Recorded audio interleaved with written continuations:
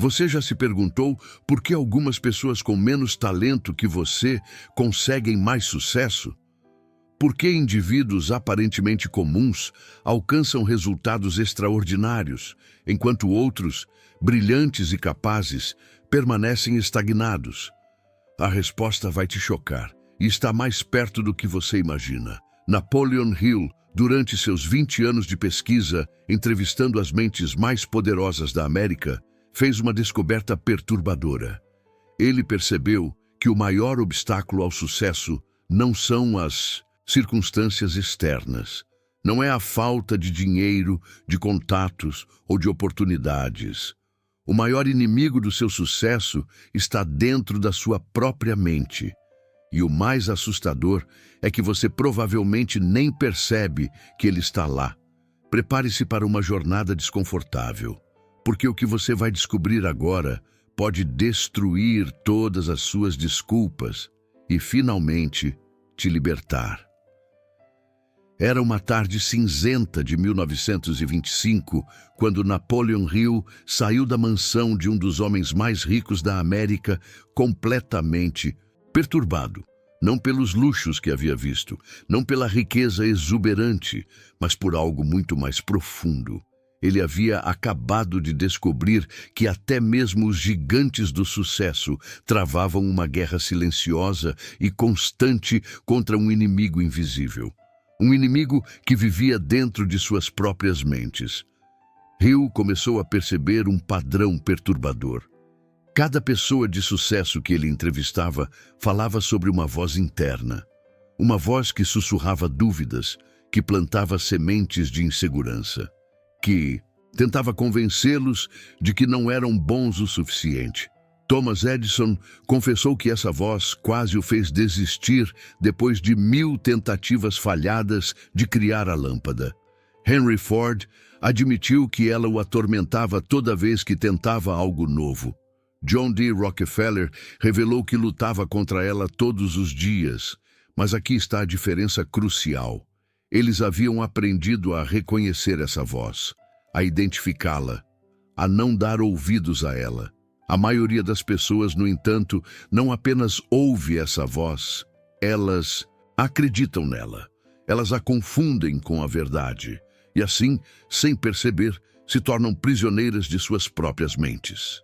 Essa voz tem um nome. Hill a chamou de diálogo interno autodestrutivo, e ela é responsável por mais fracassos do que qualquer crise econômica, qualquer falta de oportunidade, qualquer circunstância externa. Porque ela te convence de que você não pode vencer antes mesmo de você tentar. Durante suas entrevistas, Hill fez uma descoberta ainda mais chocante. As pessoas mais inteligentes eram justamente as que mais se sabotavam. Elas usavam sua própria inteligência como uma arma contra si mesmas. Como isso é possível? Hill percebeu que a mente humana é uma máquina de criar justificativas. Quando o medo de fracassar ou de sair da zona de conforto se manifesta, nossa mente imediatamente começa a produzir razões lógicas para não agir. Não é o momento certo. Eu não tenho experiência suficiente. O mercado está difícil. Eu deveria esperar uma oportunidade melhor. Essas frases soam racionais, parecem sensatas, mas Hill descobriu que por trás de cada uma delas estava escondido o medo disfarçado de lógica. As pessoas mais bem-sucedidas que ele entrevistou haviam desenvolvido a capacidade de distinguir entre lógica genuína e medo disfarçado. Elas sabiam quando sua mente estava tentando protegê-las do desconforto do crescimento. Porque aqui está uma verdade brutal. Sua mente não quer que você seja bem-sucedido. Ela quer que você seja seguro. E para ela, segurança significa permanecer exatamente onde você está.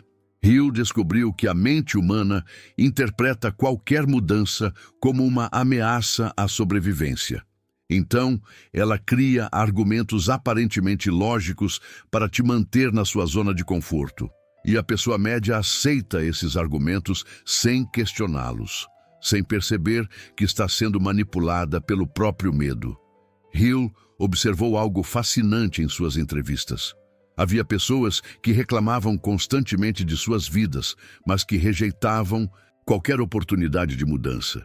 Elas pareciam viciadas em suas próprias limitações. Esse paradoxo o intrigou por anos, até que ele compreendeu uma verdade devastadora sobre a natureza humana. A maioria das pessoas prefere a dor conhecida ao prazer desconhecido. Elas escolhem o sofrimento familiar ao invés da possibilidade de alegria, mas incerta. Hill chamou isso de zona de conforto, um espaço mental onde tudo é previsível, controlável, seguro, onde não há surpresas desagradáveis, mas também onde não há crescimento, não há conquistas, não há vida verdadeira. Ele percebeu que as pessoas constroem essa zona de conforto como uma prisão dourada. Por fora, ela parece proteção. Por dentro, é limitação absoluta. E o mais cruel é que a maioria das pessoas nem percebe que está presa. Elas acreditam que suas limitações são realidades imutáveis, que suas circunstâncias são permanentes, que não há nada que possam fazer para mudar. Mas Hill descobriu que isso é uma ilusão criada propriamente para justificar a inação. Os verdadeiramente bem-sucedidos haviam aprendido a reconhecer quando estavam se escondendo na zona de conforto. Eles desenvolveram a coragem de se sentir desconfortáveis, de aceitar a incerteza como companheira inevitável do crescimento. Porque compreenderam uma verdade fundamental: o conforto é o inimigo do progresso. Aqui chegamos à descoberta mais perturbadora de Napoleon Hill. Algo que ele demorou anos para aceitar e que vai abalar suas crenças sobre natureza humana. Hill percebeu que muitas pessoas são secretamente viciadas em suas próprias limitações. Elas reclamam dos problemas, mas se sentem estranhamente confortáveis sendo vítimas das circunstâncias. Como isso é possível? Como alguém pode ser viciado no sofrimento? A resposta está nos benefícios ocultos de ser vítima. Quando você se coloca na posição de vítima, você ganha algo muito poderoso: a desresponsabilização. Se você é vítima das circunstâncias, não precisa tomar decisões difíceis, não precisa correr riscos, não precisa sair da zona de conforto, não precisa enfrentar a possibilidade de fracasso. Hill observou que essas pessoas desenvolviam uma identidade baseada em suas limitações. Elas se definiam pelos seus problemas, pelas suas dificuldades, pelos seus fracassos. E quando alguém tentava mostrar uma solução, elas encontravam 1000 razões para explicar por que não funcionaria. Não porque a solução fosse ruim, mas porque aceitar a solução significaria abandonar a identidade de vítima. Significaria assumir responsabilidade pela própria vida. Hill descobriu que o vício em ser vítima é uma das formas mais sutis e destrutivas de autossabotagem, porque ele te dá a sensação de estar sofrendo por uma causa justa, quando na verdade você está apenas evitando a responsabilidade de mudar. E o mais cruel é que quem está viciado em ser vítima nem percebe. Elas acreditam genuinamente que são vítimas das circunstâncias, que não têm escolha, que não têm poder. Mas Hill sabia que isso era mentira, a mentira mais convincente que uma pessoa pode contar para si mesma. Depois de identificar esses padrões autodestrutivos, Hill desenvolveu métodos específicos para quebrá-los. Técnicas que poderiam libertar qualquer pessoa dessas prisões mentais. A primeira técnica é a observação imparcial. Hill descobriu que você precisa aprender a observar seus próprios pensamentos como se fosse um cientista estudando um experimento, sem julgamento, sem emoção, apenas observando. Quando você consegue observar seus pensamentos, você percebe que não é seus pensamentos. Você é quem observa os pensamentos. E se você não é seus pensamentos, então você pode escolher quais pensamentos seguir. A segunda técnica é o questionamento sistemático. Toda vez que sua mente produz uma limitação, você deve questioná-la impiedosamente. Isso é realmente verdade? De onde vem essa crença? Que evidência eu tenho para apoiar essa limitação? Hill percebeu que a maioria das nossas limitações se desfaz quando questionada diretamente. Elas são como fantasmas que só existem quando não olhamos diretamente para eles. A terceira técnica é a ação apesar do medo. Hill descobriu que você não precisa eliminar o medo para agir. Você precisa agir apesar do medo, porque o medo não desaparece com pensamento positivo. Ele desaparece com ação corajosa. Mas aqui está o mais importante.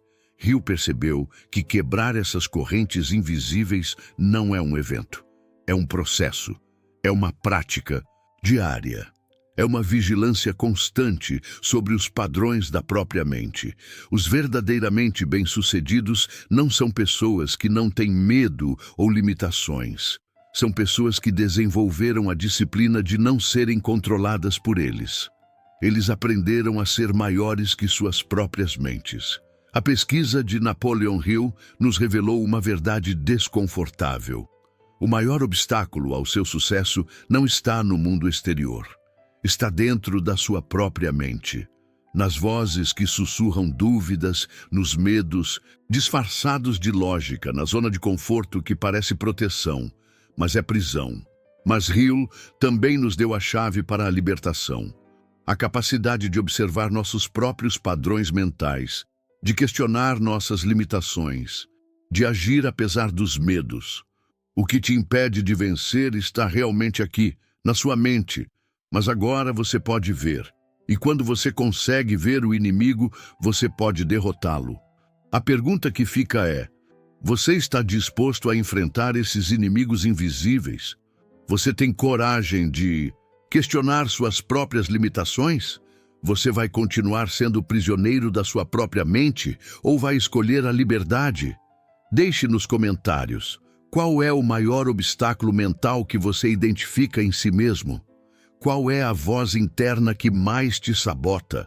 Compartilhe sua experiência, porque sua honestidade pode ajudar outras pessoas a se libertarem também. Se este vídeo te impactou, se inscreva no canal para mais conteúdos sobre mentalidade vencedora e transformação pessoal. E não perca o próximo vídeo, onde vamos explorar como reprogramar completamente sua mente para o sucesso. Lembre-se, você não é seus pensamentos. Você é quem escolhe quais pensamentos seguir. E essa escolha pode mudar sua vida para sempre.